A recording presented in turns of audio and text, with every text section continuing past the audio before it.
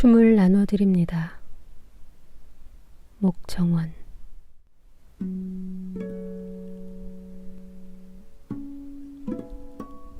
슬픈 이야기를 해도 돼요. 나는 슬픈 이야기를 아주 잘 들어요. 슬픈 이야기를 들으면서 슬픈 사람의 마음속으로 들어가 아주 오래 살다 나올 수 있어요. 슬픈 사람의 그림자를 몰래 쓰다듬어 주다가 잠드는 것을 보고 돌아올게요.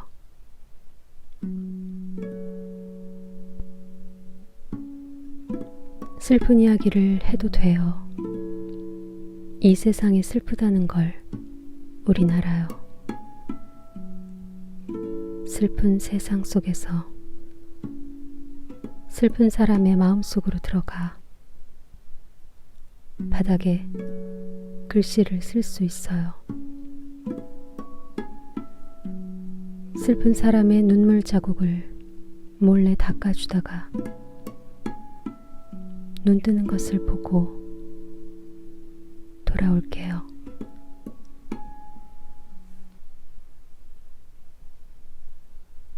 언젠가 한 오페라 극장에서 홀로 앉아있는 내게 옆자리의 할머니가 음악을 하느냐고 물어오셨다. 그렇지 않다 하니 당신은 음악을 하신단다. 무엇을 하시냐 하니 어릴 때 피아노를 조금 배우셨다고. 정확히 기억나진 않지만 그런 작은 이야기를 했던 것 같다. 그것으로 음악을 한다 할 수 있다면 나도 음악을 한다 답했을 것을. 묘한 기분이 들었지만 조금은 아름다웠다. 당신은 음악을 하나요? 나는 음악을 합니다. 객석에 앉아 그림하라는 관객의 얼굴이.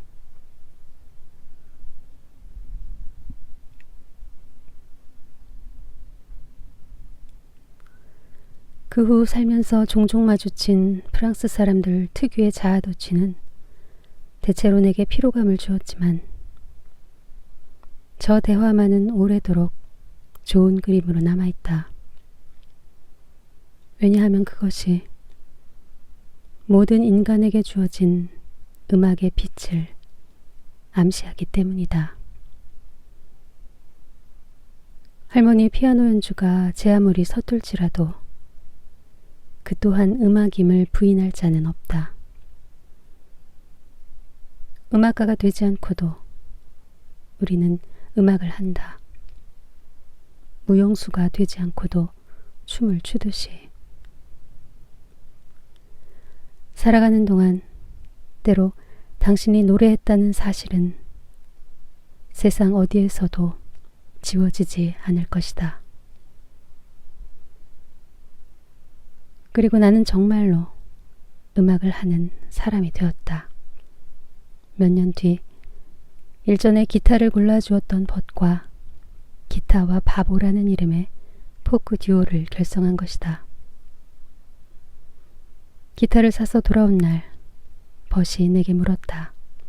기타의 이름을 무엇으로 할 거냐고. 기타에게 이름 붙일 생각을 전혀 못한 나는 잠시 망설이다 답했다. 기타. 내 기타의 이름은 기타로 할래요. 몽골의 초원, 흰 가죽으로 덮인 전통 가옥의 이름이 게르이고 몽골어로 게르는 집인 것처럼 그냥 집, 기타. 얼마 후 벗도 새 기타를 장만했고 그 기타의 이름은 바보가 되었다.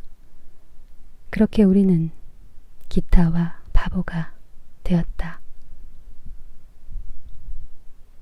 처음으로 사람들 앞에 노래한 것은 2017년 6월 음악축제의 날이었다. 저녁 6시에도 38도를 웃도는 무더운 여름이었다. 우리는 루브르 궁전의 건물 통로, 아치형 문 사이 서늘한 돌벽이 울림을 만들어주던 한 장소에 자리 잡았다. 문 너머 중정에는 피라미드가 있고 그 너머 하늘이 물들고 있었다. 벗이 능숙하게 기타 가방을 열어 발 앞에 두었다. 나는 그것을 그저 장식으로 여겼다. 노래를 부르기 시작했다. 지나가던 사람들이 때로 멈춰서 노래 속에 함께 머물렀다.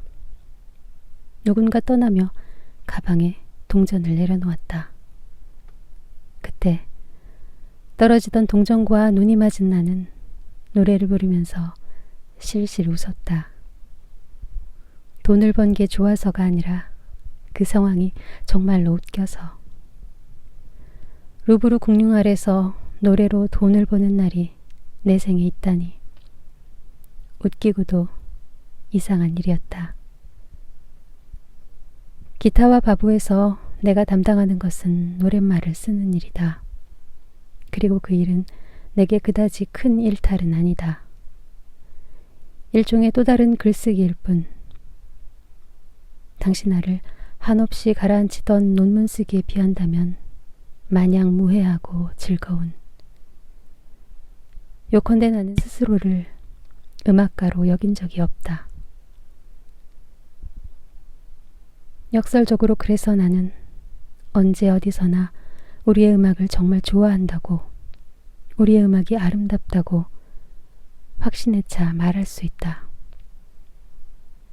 음악의 몫은 전적으로 작곡을 맡은 벗에게 있기 때문이다.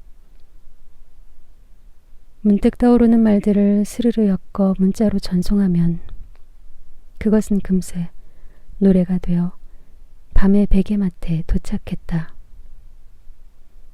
나와 나의 문장들은 벗이 지어준 집이 꼭 마음에 들었다.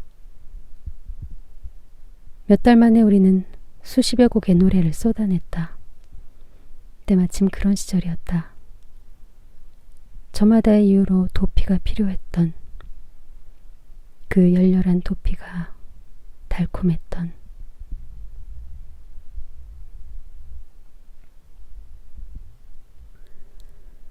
그러나 이 음악이 정말로 지속될 것을 직감한 것은 슬픈 이야기를 해도 돼요를 쓴 날이었다. 독일에 있는 한 지인이 아버지의 임종을 지키지 못하고 장례를 치르러 한국에 갔다는 소식을 들은 때였다. 그들 가족이 파리에 왔을 때 나는 자발적으로 택한 우리의 고립이 언제고 가져올 갑작스런 이별의 가능성에 대해 그와 이야기를 나눈 적이 있다. 그때를 회상하며 몇 마디 위로의 말을 적어보냈다. 그의 고통이 내게 너무도 가까웠으므로 나는 도리어 그를 위해 담담했다. 나는 강한 사람이 된 것 같았다. 그래서 저 가사를 썼다.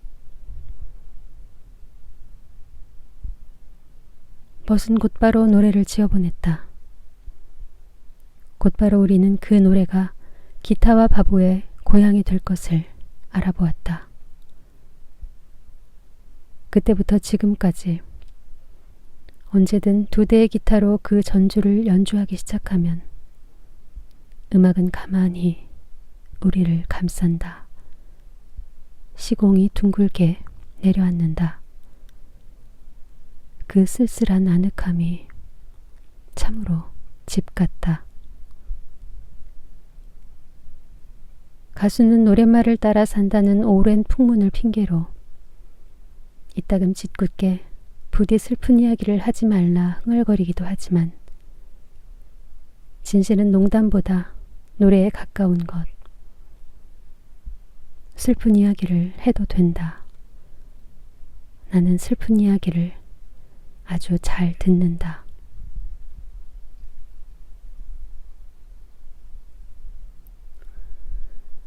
기타와 바보의 노래에는 죽음, 구멍, 슬픔, 여자, 세월, 망각, 비, 설경, 사막, 유성, 낙화 등이 그림자를 들이운다.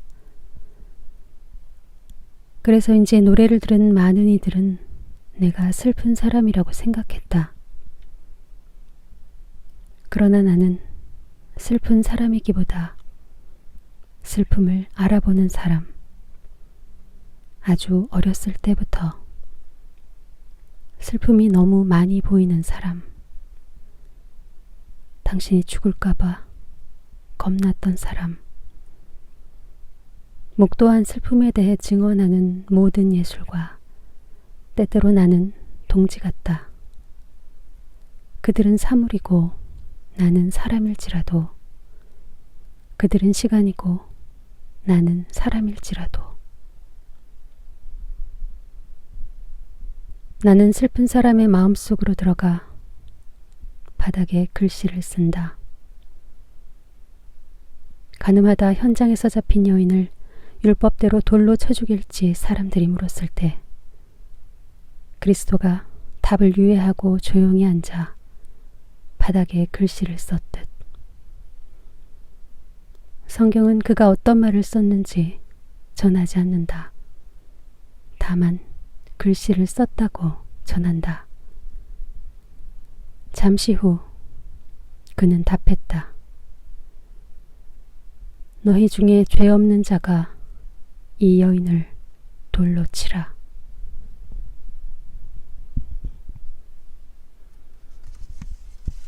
사람들은 돌을 던지지 못하고 물러났다. 글씨를 쓰는 동안 그리스도는 저들이 판 모든 함정과 판단 너머에 다녀왔다.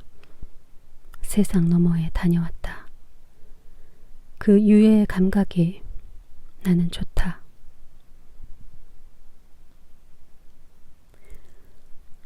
얼마 전 집에 놀러온 첫째 조카가 식탁에 앉아 닭이를 구경하고 있을 때였다. 유달리 깔끔한 것을 좋아하는 그의 눈에는 흰 찻잔 내벽에 물든 다갈색 찬물 자국이 지저분해 보였을 것이다. 그런데도 아이는 싫은 표정을 숨기고 살며시 물었다. 이건 왜 이런 건가요? 찬물이 드는 건 내게 자연스럽고 아름다운 일이라 답하다. 코끝이 찡해졌다. 아이는 나를 사랑했기 때문에 나를 이해하려고 그 질문을 했다. 바닥에 글씨를 쓰듯이, 춤을 나눠주듯이. 어쩌면 그건 사람이 할 수 있는 가장 큰 사랑. 사람을 울리고 끝내 살리는.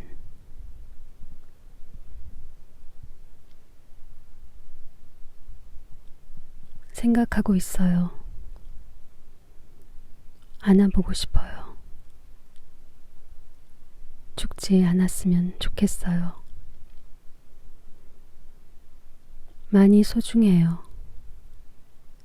깊이 고마워요. 아프지 않았으면 좋겠어요. 눈을 감으시기 전 당신은 잘 것이라 하시고 아빠가 말했어요. 잘 자라고. 세상에 남아 사는 동안에 우리도 잘 자라고.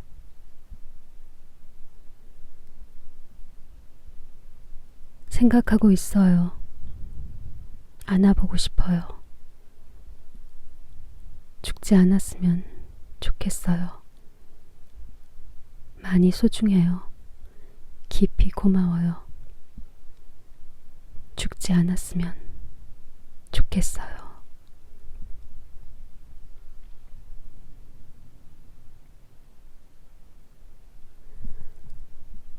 어린 날 내가 세상에서 가장 사랑한 사람은 우리 외할아버지였다. 계단 많은 집이라 불리던 그 낡은 집에 나는 죽어서 꼭 가고만 싶다. 나는 그를 온 세상이 알도록 쩌렁쩌렁 사랑했다. 그리고 홀로 조용히 두려워했다. 도래할 죽음을. 언제 문턱까지 와 있을지 모를 안녕 없는 이별을.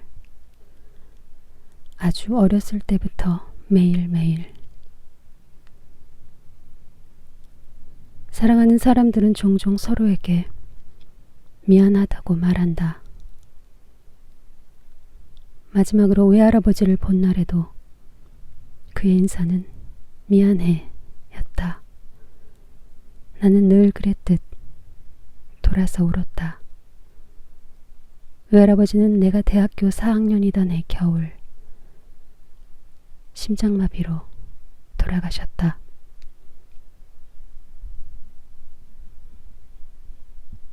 기타와 바보의 첫 노래들이 한창 쏟아지던 그 봄, 깊은 밤에 나는 문득 노래가 편지인 것을 깨달았다. 나는 세상에 편지를 남기고 있었던 것이다. 언제일지 모를 우리의 죽음 앞에 끝내 살아남을 말들을. 나는 펑펑 울며 이전까지 써둔 가사를 넘겨보았다. 그리고 확인했다. 노래가 편지라면 가장 전하고 싶던 말, 그 말을 아직 쓰지 못한 것을. 그래서 저 가사를 썼다. 노래의 힘을 빌리지 않고는 입 밖으로 뱉기 무색한 이야기. 그래도 언제나 하고 싶던 말. 제발 죽지 말라는 말.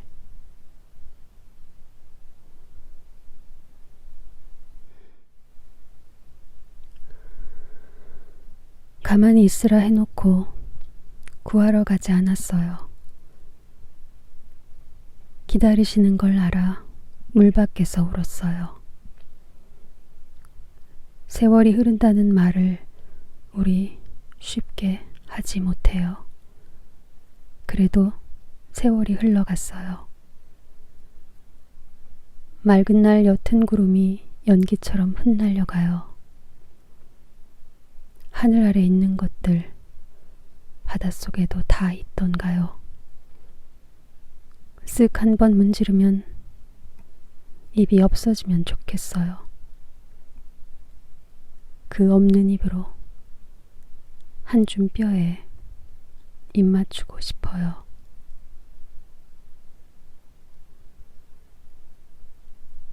스스로가 초라할 때 노래를 멈출 수 있는 것은 나만 생각하던 시절에나 가능한 일이었다. 그러나 노래는 나의 비천과 무관하게 흘러가는 것을 이제는 안다. 이따금 공연을 할 때면 나는 다른 무엇보다 관객에게 경외감을 느낀다.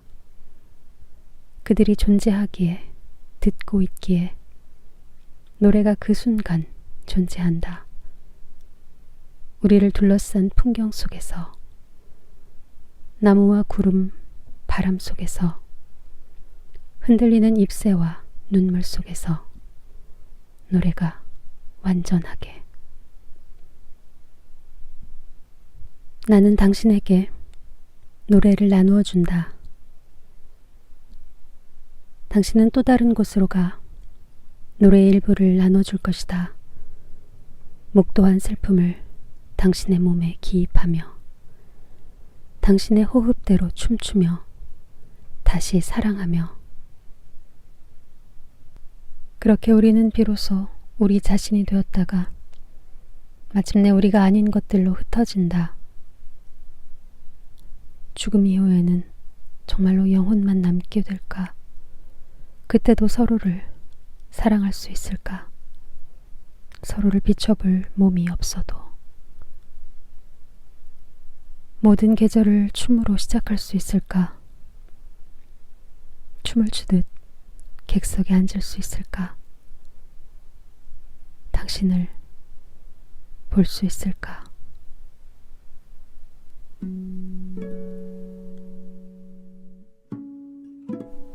꽃그늘 아래 계절이 바뀌는 것이 서럽지 않은 적이 있었던가요? 함께 노래했던 봄, 푸르게 절망한 여름, 고요했던 가을과 찬란한 고립의 겨울, 그리고 다시 이 꽃이 피었습니다 라고 편지할 때 마음속에 차오르는 슬픔은 우리만 아는 것, 기어 통과한 세월의 이름은 우리만 아는 것입니다.